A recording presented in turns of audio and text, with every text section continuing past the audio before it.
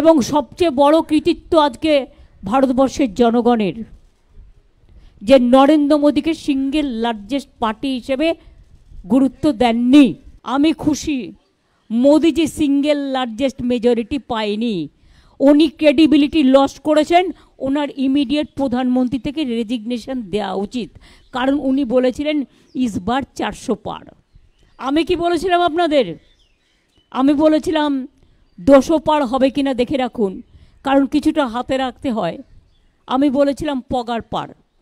এখন তাকে পায়ে ধরতে হচ্ছে টিডিপি আর পায়ে ধরতে হচ্ছে নীতিশ।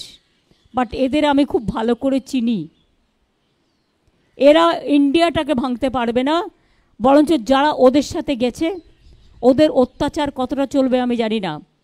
2/3 মেজরিটি নেই, ইচ্ছা মতো আইন পাস আর পার্লামেন্টে হবে না, ইচ্ছা মতো অ্যাট্রসিটিস হবে না। ইডি সিবিআই অ্যাট্রসিটিস করলে আমরা ইন্ডিয়া টিম পুরোপুরি চেপে ধরব। আমি কি বলেছিলাম? তোমাদের 2টো সিট দিচ্ছি, তোমাদের একটাও এমএলএ নেই, 2টো সিটেই জিতে যাবে। আর আমি বলেছিলাম তোমরা ইন্ডিয়ার সাথে অ্যাডজাস্টটা করো সবার সাথে, তাহলে তুমি 100 সিট পাবে। আমার কথাটা মিলেছে কি মেলেনি?